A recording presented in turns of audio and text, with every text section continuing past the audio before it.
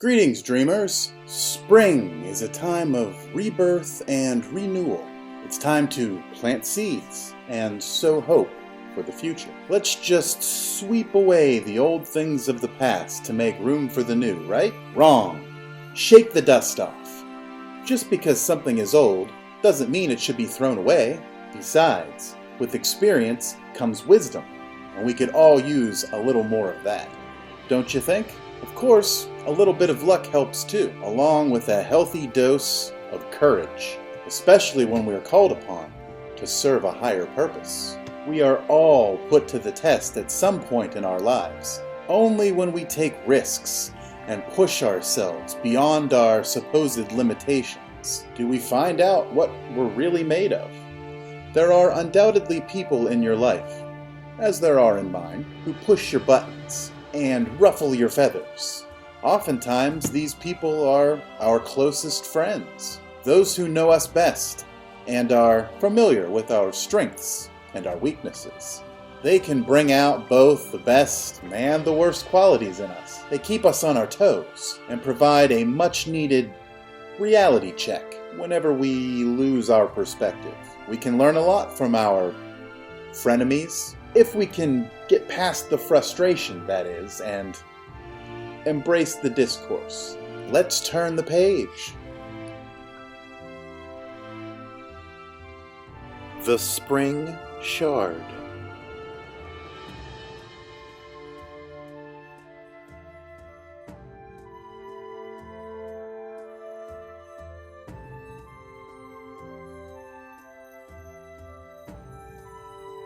So, where do we go from here? Your apocryphal fable has been exposed, and the surprise has been spoiled. Why bother trying to finish it? It's meaningless now.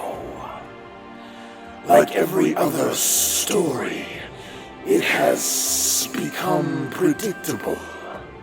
A heavy-handed reinterpretation of the solipsism. Mother, father, sister, brother, friend, enemy, or stranger. All are facets of us, and we of them. As I write this, I wonder which of us truly occupies the throne of consciousness, and who is more worthy. My feather weighed against the purity of your soul. That should suffice. I will speak with you again soon. Until then, be at peace.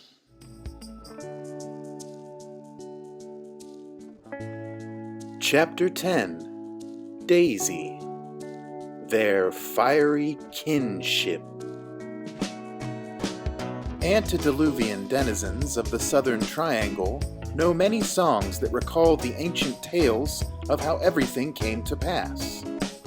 Ages have expired since the Great Flood of Tears, and seldom do the animals bother to sing those songs or teach them to their children. Many anthems have even been declared dangerous and are outlawed by the triumvirate of bright creatures, as singing them could summon the two-eyed storm. Still, there will always be agitators who are tempted to break the rules and disturb the peace. Every society has its rebels who exist exclusively to shake things up. The sloth is an unassuming, sybaritic rule-breaker. He spends a great deal of time alone, doing things at his own leisurely pace, and ignoring what everyone else is up to. He carries few, if any, expectations, and always lives in the moment. He has climbed down early from his arboreal abode to go on a beach crawl before the daily caucus ensues. Although he has little use for politics, he believes it's his responsibility to be there to balance out all of the reasonable stuffed shirts with his irreverent brand of impracticality. Irritable, argumentative, and wildly inappropriate all describe the sloth. Though he has his upsides. He is an absolute riot at parties, and can play a mean accordion. As he meanders down the beach, picking up shells and smooth stones to inspect them, he sings a little song that he knows to be forbidden. In the mausoleum forest there is a tender, ghostly child. She's making tones with sticks and bones and climbing ever wild, building monuments of mud and grass, then leaving them all behind. To find yourself, you first must find the child that's inside. Lift an ear to hear the hum, hear the distant buried drum, way down deep beneath the very seeds we started from. He can remember when his mother used to sing that lullaby while rocking him in his cradle. He stops suddenly, happening upon the tattered remains of a tiny yellow bird lying in the sand. He pokes at it. It is still breathing.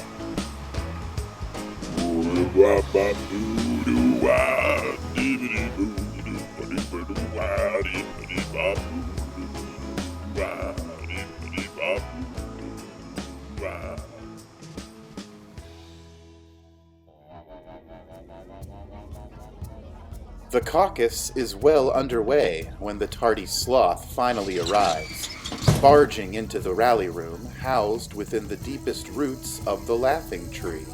Look at what I found on the beach, he declares, waving the small unconscious bird about like a child that's discovered an abandoned bauble.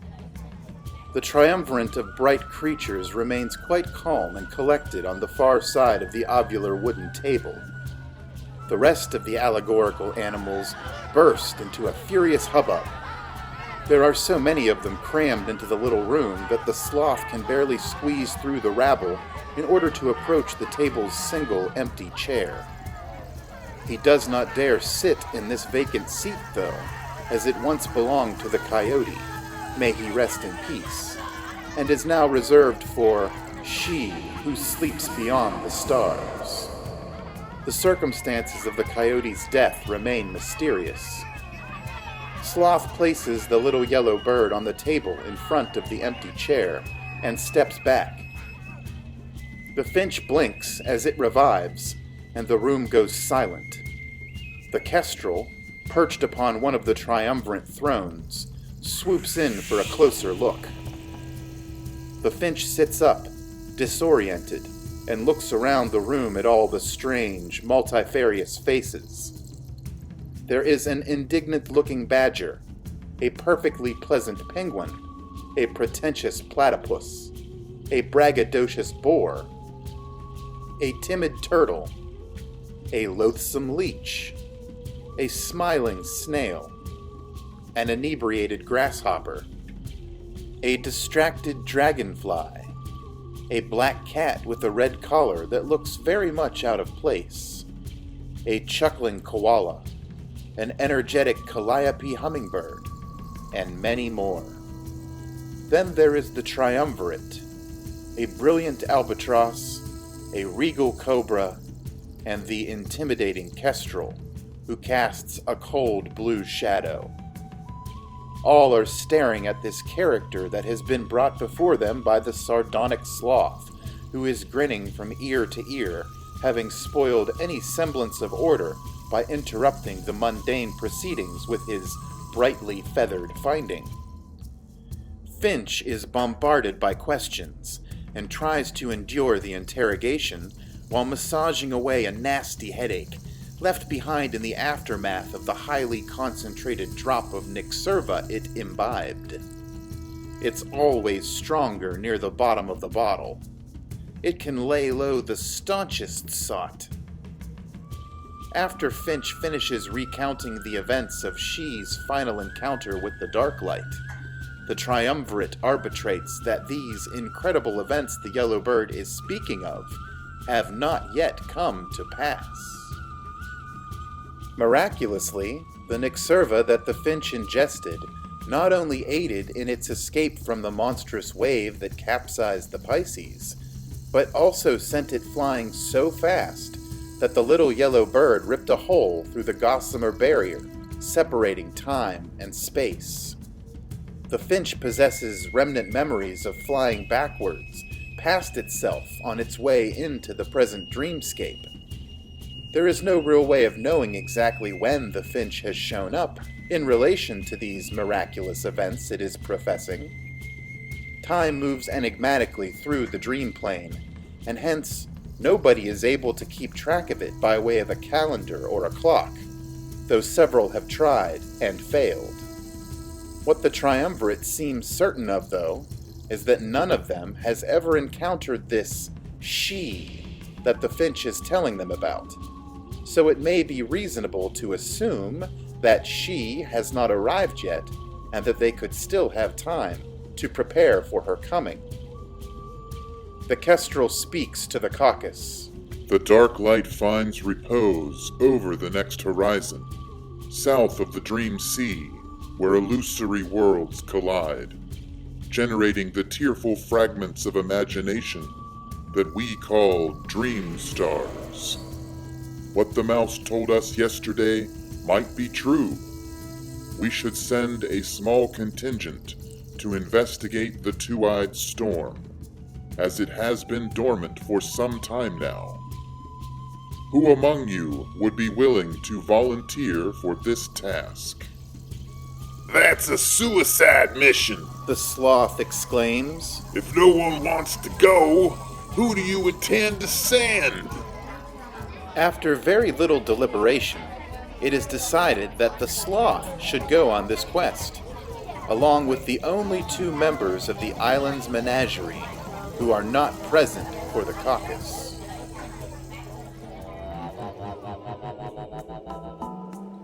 My given name is Zeke. No one ever asks. The tiny rodent squeaks.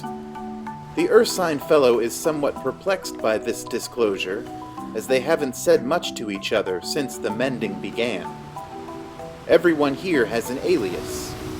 Real names are generally concealed behind animal disguises to prevent banal reality from invading the idyllic dream. The mouse and the sun bear are, at that very moment, relaxing on the beach. The mouse has just finished stitching up a gaping gash upon the sun bear's backside. The springy arrow that had been embedded there fell out, all except for the tip, which remains inside, dissolving away and taking any silver fish that have infected the wound with it. These two furry fellows felt rather like outcasts, having both been recently labeled pariahs. They refused to attend the caucus, which did not sit well with the triumvirate of bright creatures. They didn't believe me at all. Badger said that I've lost my mouse marbles. They don't remember.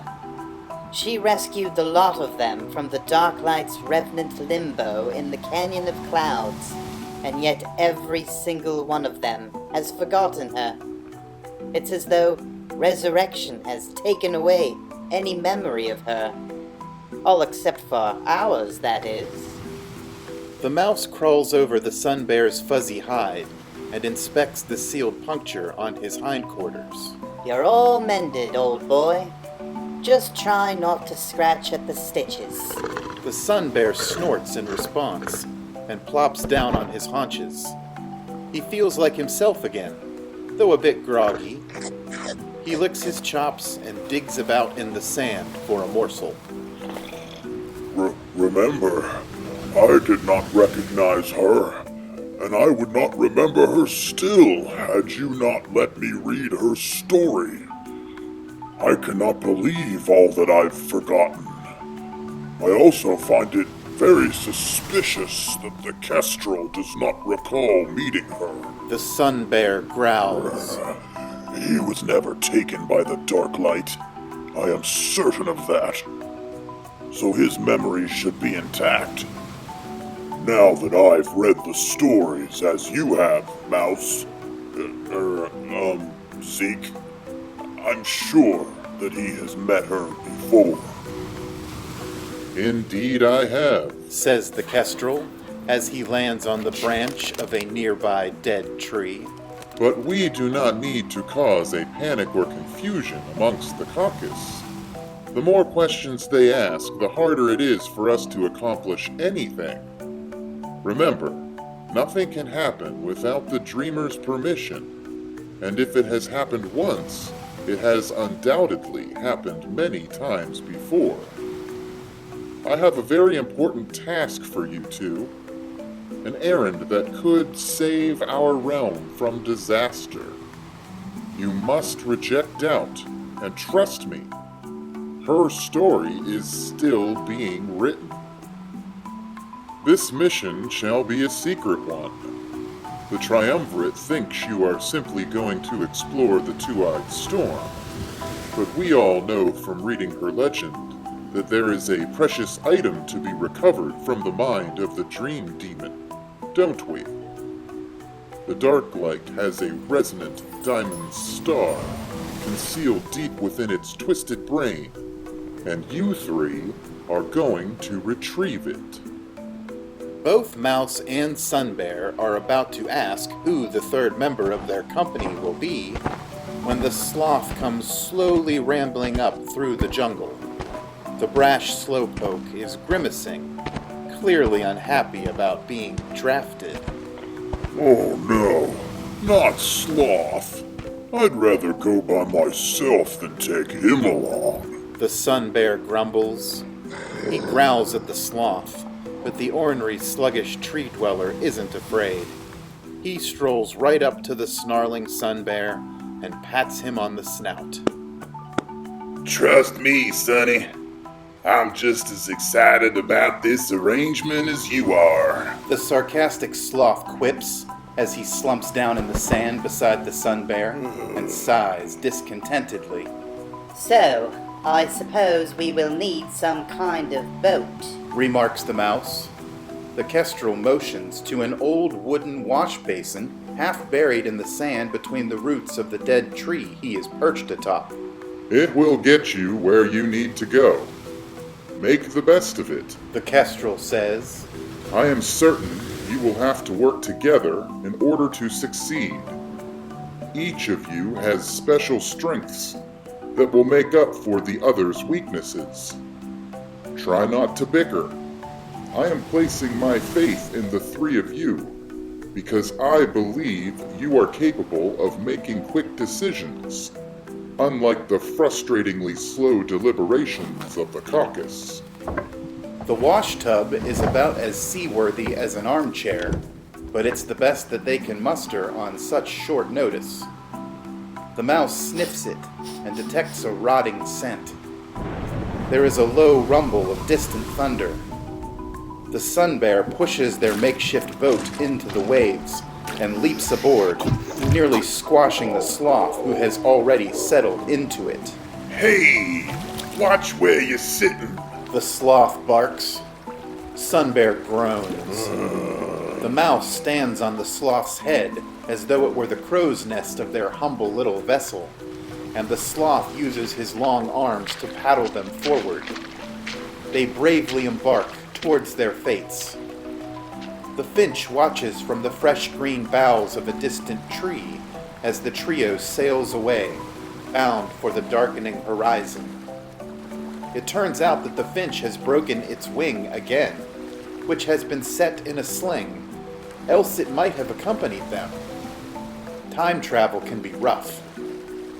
The kestrel lands beside the finch and stares curiously at the small, brightly feathered bird for an awkward moment. Would you mind showing me what's inside of you? Kestrel asks.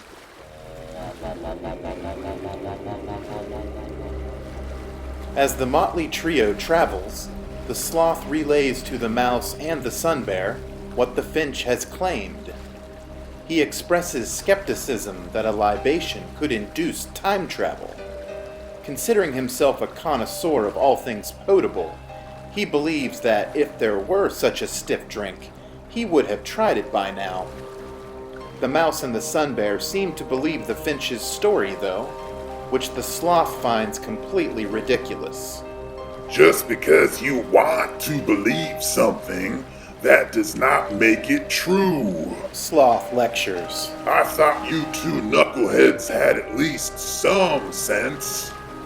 Actually, The sun bear begins. what one chooses to believe often dictates one's reality. Besides, Zeke and I have more than enough evidence based on our personal experiences to take the Finch at its word. The mouse attempts to ignore their angry prattle, focusing his gaze out across the waves. Sunny peers up at the mouse, waiting for him to chime in, but he will not acknowledge their debate. Sloth is a little put out by this, and sneers. He also wonders when Mouse started going by the name Zeke. Sometimes I think you just like to argue for the sake of arguing. Sun Bear snorts, crossing his arms. Me? The sloth is a little offended. Okay, Mr. Philosopher on the nature of belief. I think you say smart things to deliberately incite quarrels. They are obliged to point fingers at one another, passing their idle time in the cramped makeshift boat by calling each other nasty names. As they carry on, the salty air teems with tension. You two are making my whiskers twitch. The mouse looks down at both of them, rather annoyed. Kestrel said not to bicker. We really need to try and get along in order to make this journey manageable. So how about both of you just put a sock in it? As the mouse raises his tiny voice, a roar of thunder rocks their nautical wash basin, and a blinding stroke of green lightning tears open the refulgent sky. The very fabric of this dream is drawn back like a curtain, revealing the entrance to a cerebral labyrinth. It is a rift into Lukiat's mind. So this would be the proverbial point of no return. If she is dead, then it is truly a sad day. Sun Bear sighs fretfully. Their wash basin is swept through the rift into a tangled fluorescent marsh, surrounding a mountain of water. There are 3 tributaries flowing into the mountain's base. Each concludes in an archway and a passage to the secrets therein. They are at present drifting down the middle stream, which is wider than the other 2, and would be the most direct route forward. The mouse leaps off of the sloth's head, bounds sprightly onto a broad laurel leaf, and scurries up the gnarled trunk of a cycad tree. He rollicks from branch to vine and follows the rightmost stream into the mountain, without even so much as an encouraging glance backward. The sun bear clumsily attempts to disembark from the wash tub, but is upset to find that it has become suctioned to his furry behind. The humble vessel capsizes, drenching both the sun bear and the sloth in swamp water. Way to go, you oaf! Sloth tries to detach their pitiful boat from the sun bear's backside. The aggravated slowpoke wraps his long arms and curved claws about the wooden tub, then yanks good and hard. If you would lay off those sugary fruits, this wouldn't happen. With a loud pop, the bucket flips over without Sun Bear attached. Sloth climbs back into the wash basin and looks around for Sun Bear, but he is gone. Sonny! Sonny, where are you? I'm so sorry. I didn't mean to call you an oaf. I was just upset, that's all. Sloths take a long time to dry out, and we tend to sprout mold if we get too wet. Some sloths are fond of eating their own mold, but not me. I've never enjoyed the taste of it. The sun bear does not resurface, and Soggy Sloth floats downstream towards the mountain of water, wondering how he'd let himself get dragged along on this fool's errand. The aqueous Alp capitulates and permits the sloth to enter. There is no light inside of the mountain until a host of wisps and lightning bugs appear, illuminating a terminus to the stream and the prelude to a meadow. He tumbles out of the washtub and wanders across the moist grassland in pursuit of some invisible prize that is calling to him.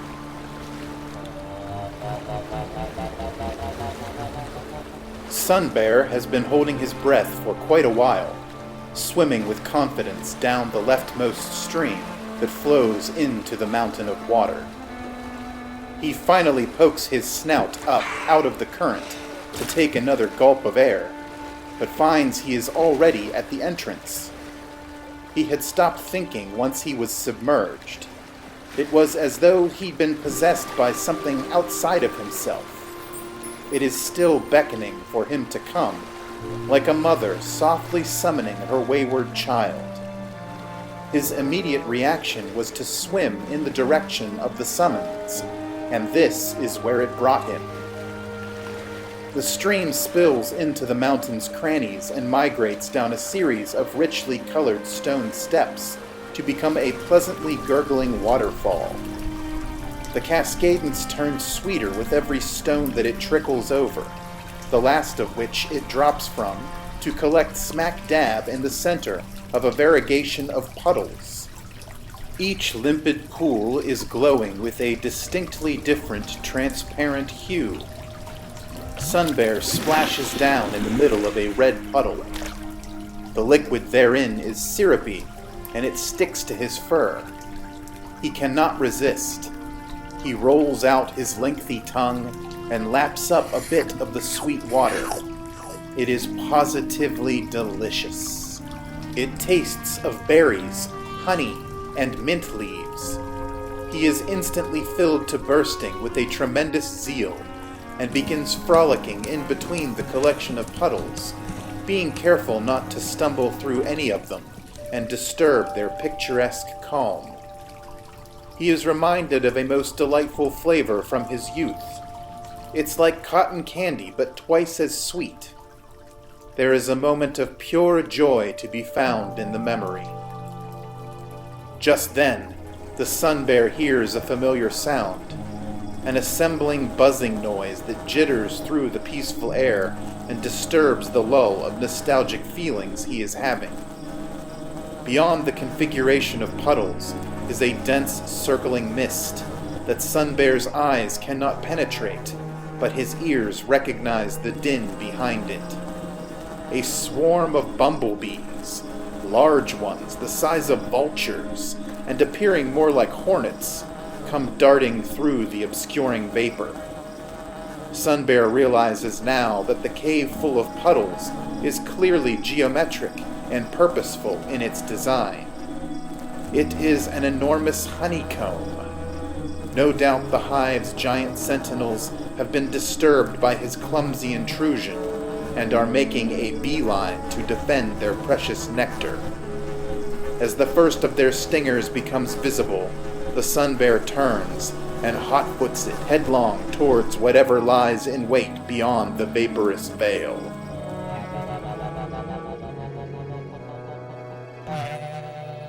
The mouse leaps boldly through an archway to the rightmost side of the mountain of water and lands in a shallow crater powdered with chalky green dust.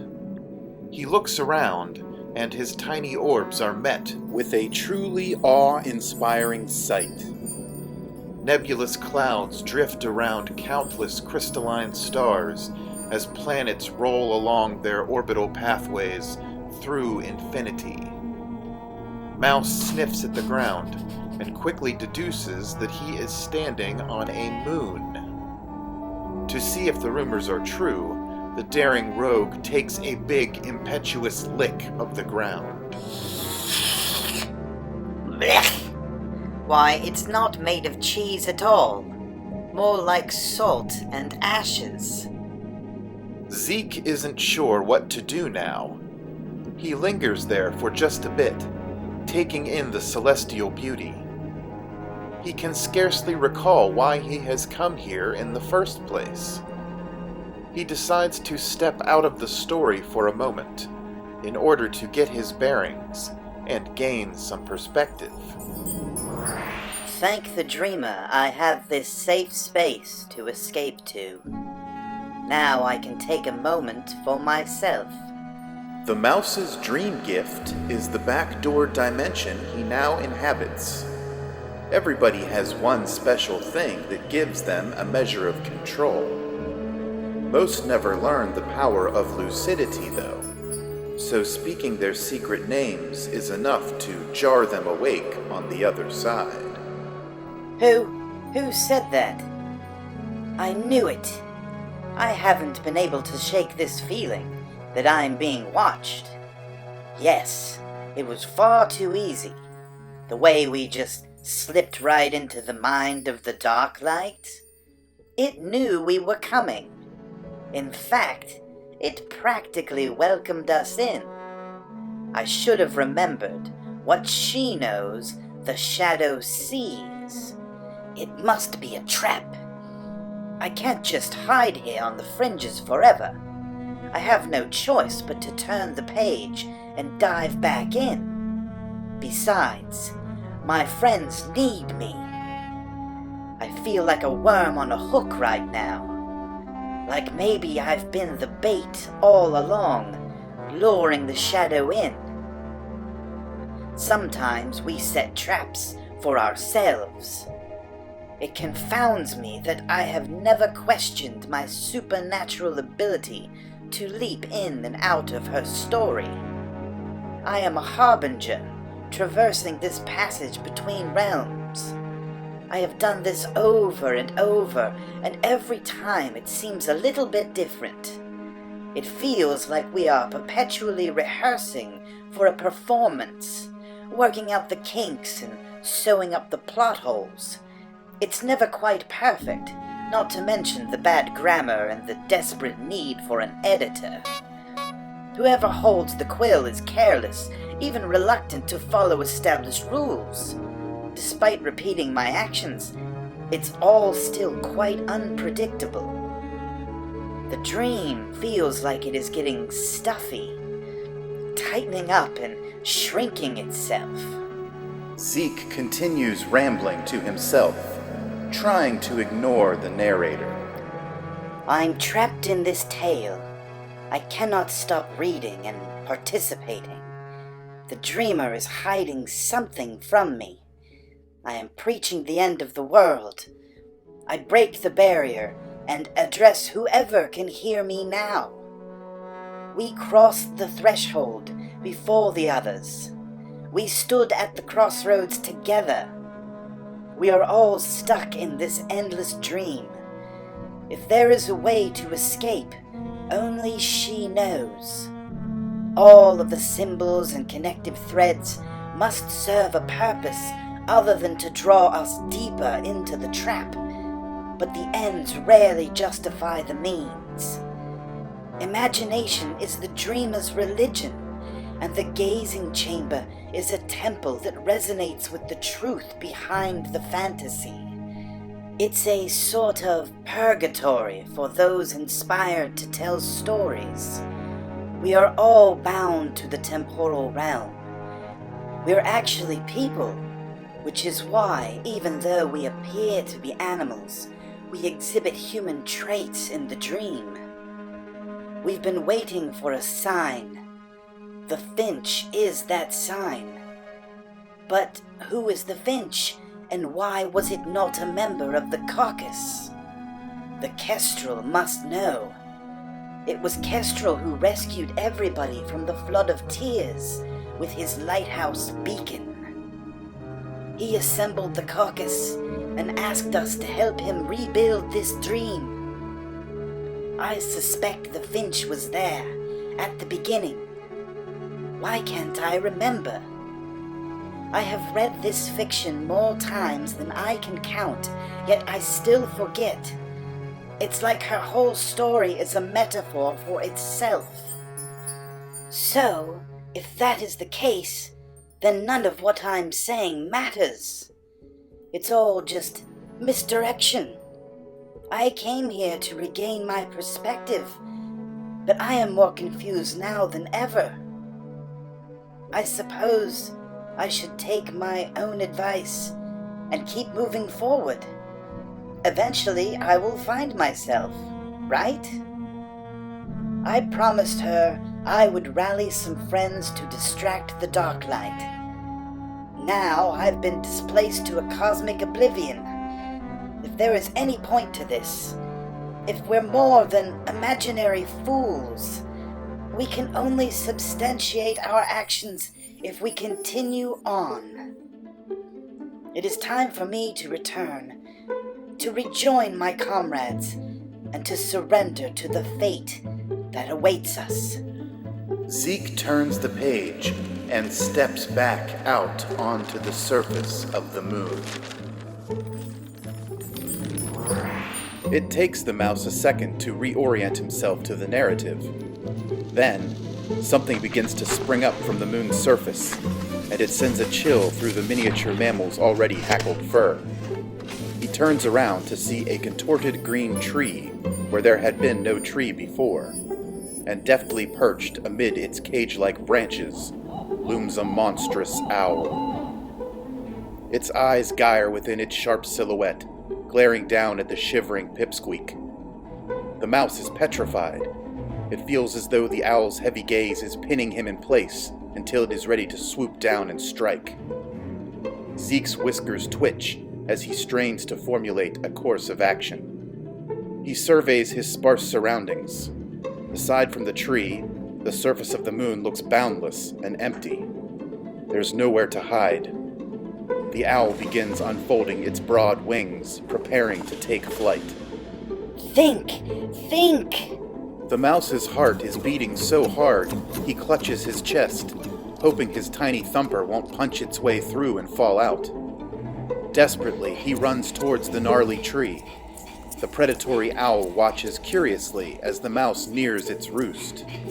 Perchance this rodent simply cannot bear the suspense, and wishes for the owl to end his fearful suffering quickly. Of course, the nocturnal predator is much obliged to do so, and promptly abandons its hideous perch, stretching forth its onyx talons and opening its curved beak with an ear-piercing screech. Sloth meanders through the heavy dark, relying on his instincts to guide him further in. At first, there isn't much to be seen except for what little the glowing insects illuminate around him. But after a few more moments of stumbling, things start to brighten up. More fireflies awaken in harmonized clusters across the grassy landscape. The environment is revealed by their soft glowing, as well as some wisps of electricity, igniting the swamp gases which are thickening the quaggy air to a soupy consistency. Who would have thought that concealed inside this marine mountain would be a lazy bayou teeming with life? The living luminaries continue to coalesce in abundance. On the distant horizon, a sliver of golden sun sits. It is not rising or setting. The oppressively thick atmosphere is too sticky for it to progress in either direction. Something strong and sour assaults the sloth's nose as it permeates the dense air. It is so pungent that it actually takes visible form. A purple tendril of murk weaves its way through the tall grass, and the sloth follows it, despite its putrid stench. His instincts assure him that this stink is the pathway to his mystery prize. Fireflies scatter as the smell intensifies. The trail of fetid miasma escorts him through even higher grass, set about with vine-entangled willows, and then down a muddy slope into a stagnant pond. There, squatting atop a funk-encrusted toadstool and smoking a rotten apple pipe out of which the malodorous purple pollution is wafting, is the ugliest, wartiest, most corpulent toad the sloth has ever seen. The toad stops puffing at his pipe long enough to belch a retching welcome. Finally, a worthy opponent. I was beginning to think I would have to retire. The sloth wades out into the repugnant pond and plops down on a slimy, scum-covered log that is floating across from the obese amphibian. So, what is your game? The sloth inquires confidently. It is as if he knows what is about to transpire. This is not the first time he's been challenged to a game of chance or wits. On cue, a flat, mossy stone rises out of the vile water between them, and set on top of it is a chessboard.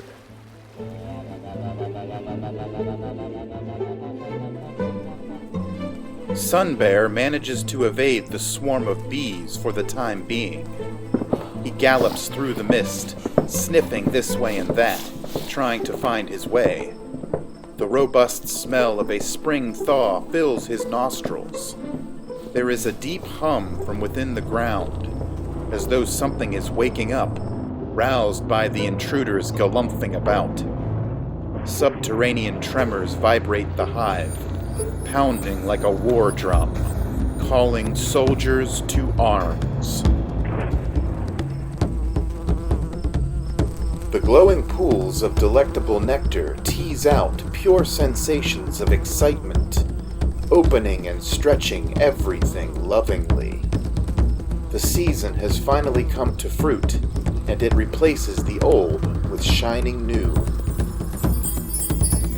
Spring is Harlequin, a veritable kaleidoscope of tastes and aromas, so invigorating that few creatures could resist the urge to celebrate. Sunbear is no exception. He cannot help but pilfer a taste of each and every refreshing puddle. His long tongue hangs limply out of the side of his mouth, and he falters in his footing, plunging one of his hairy paws into a puddle with a splorch. The swift bees use this sound to locate him and dive, zipping through the mist, stingers at the ready. Sunbear swipes at each drone as they swoop in close, batting them away before they can wound him. He determines there are far too many of them to swat, and so he continues fleeing deeper into the mist. After several strides, the cloud clears, but not naturally. The deep humming sound Sunbear has been hearing is now above ground, whirring like a propeller. He stops in his tracks and looks up as the enormous queen of these bees hovers into view. Her transparent wings are flittering, fanning away the misty vapor. Her compound eyes reflect the Sunbear's startled expression, and her crystalline stinger is dripping with royal jelly. Sunbear can smell it. The jelly's aroma is so intoxicating, so addictive, and so soporifically scrumptious that without a second thought, Sunbear leaps upon the Queen Bumble's bulbous thorax, sinks his teeth into her abdomen, and bites her stinger clean off. The drones scatter as their ruler falls. Sunbear watches the queen splatter on the ground, and he snorts, ogling the pellucid stinger. That is when he discovers the spike is a dream star. Within it echoes a sound, a singular note, part of a chord. The haze has completely cleared, as has the Sunbear's brain. The queen perishes, and Sunbear remembers his purpose. He vanishes, taking the Dream Star with him. The mouse reaches the brittle roots of the knotted tree, and the owl lunges with its frightful claws. Luckily, Zeke is very spry, and the lunar gravity is most forgiving, so he manages to evade his avian adversary's inceptive strike. He practically floats from one exposed root to the next, drawing the owl around the tree's circumference. The deadly bird is flapping furiously, trying to remain airborne while pecking at the mouse's pink posterior appendage.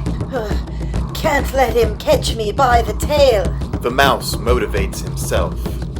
He scampers up the tree's trunk in a spiral path, luring the monstrous owl about its gnarled girth. Each time the owl snaps at the mouse, it gets a smidgen closer to anticipating his next crafty move. Making a split-second decision, Zeke holds completely still for just a blink longer than usual, interrupting their dueling rhythm. Then, right as the owl dives at him, he flings himself over to the lowest branch, narrowly avoiding the nocturnal predator as it slams headfirst into the deformed trunk. The owl slumps to the ground, dazed for the moment, which buys the mouse time to catch his breath and alter his strategy. He scurries to the end of one of the thinner branches and realizes he has made a bad decision. Zeke is usually excellent at performing under pressure, but for some strange reason, the wheels just aren't turning right now. It is as if somebody has borrowed his quick decision-making abilities and replaced them with reckless abandon and dumb luck. Then it occurs to him the Kestrel had said they would need to rely on one another's innate strengths. Maybe there is some kind of magical exchange at work here. The owl is no longer stunned. It shakes its feathered cranium from side to side, then flaps its wings and takes back to the air, hovering long enough to pinpoint the mouse's location. Zeke gambles his little life on a hunch, which is not at all in his character. Just as the owl dive bombs him, the mouse grabs hold of the very tip of the meager branch he is clinging to. He swings downward with all of his weight, bending it. Then he releases his grip. With an exaggerated twang, the branch springs back up, snapping into the owl's glassy right eye. The bird of prey screeches in agony as the mouse falls. Luckily, the slight and rather convenient change in gravity permits the mouse to land with the grace of a feather on the chalky lunar surface. The owl's dislodged right eye rolls up next to him, and he sees that it is not an eye at all, but a dream star. He witnesses the half-blind bird thrashing about, losing its plumage as it flails to regain its composure. Zeke picks up the fallen owl's former eyeball with his tiny, adroit hands and flees in no particular direction. He is hoping that dumb luck will continue to work in his favor and lead him out of this crazy place. In a flash, the mouse disappears. The sloth's vision has become cloudy, and his speech is slurred. After drinking 7 buttercups full of a concoction the toad calls rotgut, the lethargic sluggard can barely focus on the chessboard set before him.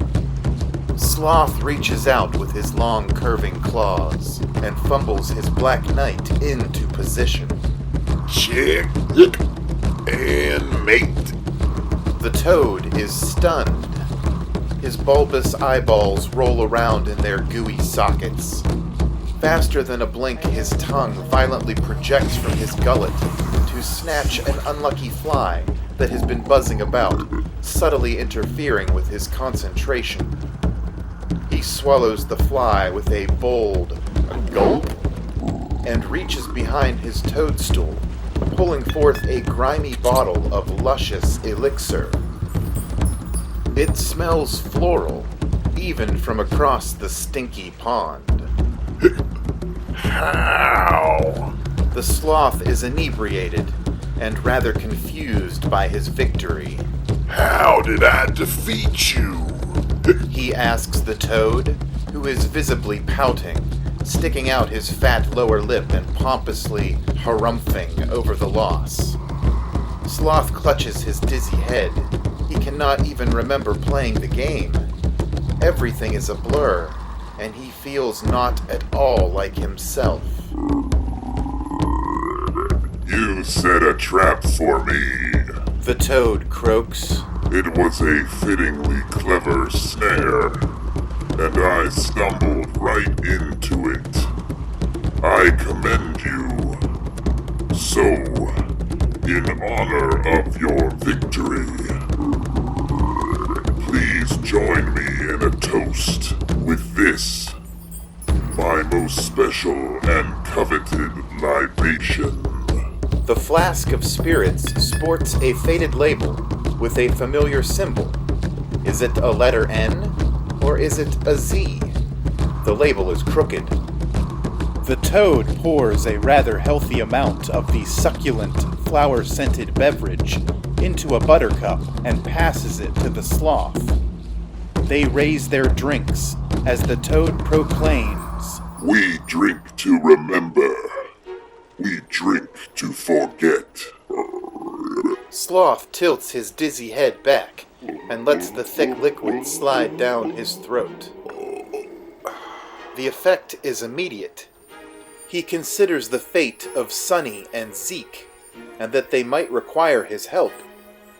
He wonders why they ever split up in the first place, since separating almost never works. He feels time slow to a languid crawl, and the portly toad seems to be staring directly through him. The lazy bayou surrounding the sloth falls away from sight, and his stomach drops down into his feet, then quickly rises into his mouth. He chokes back vomit. Gravity jerks him into a swirling aquamarine vortex. Sloth puts out his curvy claws to try and latch onto something, but the walls of the spiraling eddy are squishy and slippery, made of a pulsating fleshy tissue, webbed with veins of green energy. The tissue is melting into a thick plasma. The sun bear and the mouse are suddenly reunited with him, one to either side. They are all sliding through the squishy, slippery vortex. It twists and turns, eventually terminating in a collecting pool of warm green mucus. They splash into the sludge and are suspended there, peering through a membrane to the other side. It is a viscous sheath overlooking the vast dream sea. Bolts of green lightning tear through the vortex behind them to penetrate the pendulous pellicle, daggering down at the sea below with vicious purpose. All the while, Zeke is thinking to himself. He knew when he left the gazing chamber where, but more importantly when, he was going. He knew what his task would be, to act as a distraction in order to catch her shadow off guard and retrieve the artifact. He had set a trap, unbeknownst to everyone. Everyone, that is, except for the Kestrel. Somehow, Kestrel had figured it out. This makes the mouse apprehensive. The Kestrel is wise, but Zeke suspects he knows more than he is letting on. What is he keeping secret? The mouse has a tendency to trust his animal compatriots, perhaps to his detriment. They can see a golden light on the horizon, approaching them. Like a miracle, she walks across the water, gliding as gently as a butterfly with angel's wings. The kindred threesome trade glances. Somehow each can interpret what the other is thinking. The mouse concludes that they have very nearly succeeded in their hush-hush operation. Zeke had told she in the gazing chamber that he would gather her friends and convince them to orchestrate a diversion to occupy the dream demon so that she could discover her name. Instead, it is the trio who have obtained treasures, and she has been the real distraction all along. The mouse finds this frighteningly clever. The three of them are practically blinded when she arrives. Sloth regurgitates, and a circular dream star accompanies his rejection of the exquisitely lethal libation the toad had served him. Somehow the star was conjured into his stomach by way of the mysterious liquid. The sloth is compelled, in that brilliant and terrible moment of the twins' fateful embrace, and upon the merging of their very souls, to sing a long forbidden song. There are never two, there are only three. There is you, there is me, and there is what lies in between. It is space which defines us, and time that refines us. The number two can never be. There is one or there are three. Sloth gags. In the depths of the dark light's wild mind, the mountain of water collapses in on itself, flooding the synaptic labyrinth and consuming everything that has ever been an aspect of the two-eyed storm. The remnant shadow of a flock of black birds, soaring just beyond the boundary of one dreamscape and nearing the ultimate threshold of another, transforms into smoke and dissipates as the sun begins to rise. A glint of finality can be seen within the shadow's reflection, flickering behind its counterpart's perfect orbs. As she languishes there, dying at the end of twin blades, she gives her shadow a daffodil. It is then that the dream demon's glowing green eyes close for the last time, and a conclusive wave envelops them both.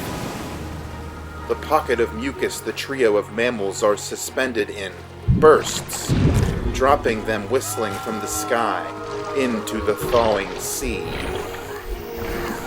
She'd known they were there the whole time. She intended for them to witness this. The mouse, sloth, and sunbear all resurface, treading water and holding their respective dream stars. Well, that was a real humdinger. The sloth exclaims, throwing up more of the poisonous drink that is mangling his insides. The waters return to rest. The sun ascends and shines ever so brightly as a tall silhouette passes in front of it. They are, all three of them, shocked to see her looking down cordially from a fish-tailed boat. She appears amused at seeing them this way, all wet and floundering, powerless to escape a lucid dream within a dream. Names aren't their way out, but a name is her path to power. She knew the motley trio would prevail. Their fiery kinship is what makes them formidable. It is as though they belong together. Now, Zeke is really worried. If Kestrel knew this was going to happen, and if she had, in the deepest depths of her subconscious, planned this, then her shadow would had to have known as well. Thank you for finding my name, She says, holding out a steady hand to receive the 3 trophies they have collected, from which glorious music begins resounding. The mouse's whiskers twitch. So, it all makes sense now. She sent them to extract her name for her. That was her plan all along.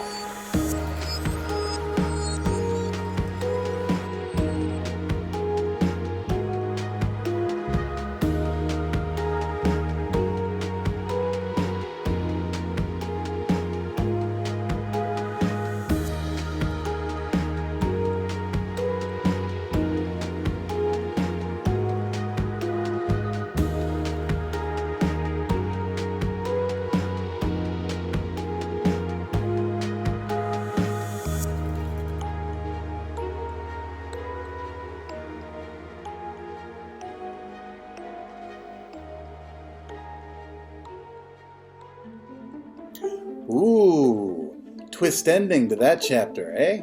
Maybe you saw it coming. That's fine. Whatever the case, even if you did, she's back. Like a perennial flower, she just sprouted right back up after the spring thaw, as bright and as beautiful as ever. Hopefully, she hasn't forgotten all that she's learned thus far. Remembering is how we grow from our experiences, and are refined from lead to gold. It's a good thing she has friends to remind her of just how far she's come. Familiarity can breed contempt, but it can also make us better if we remain humble and try not to resent those who have walked beside us long enough to see us for who we truly are. If they've stuck around through thick and thin, I mean, come on. You've got to respect that. That's the enduring love that we keep hearing about. So until next time, I wish you peace, love, and thunderstorms. Farewell, dreamers.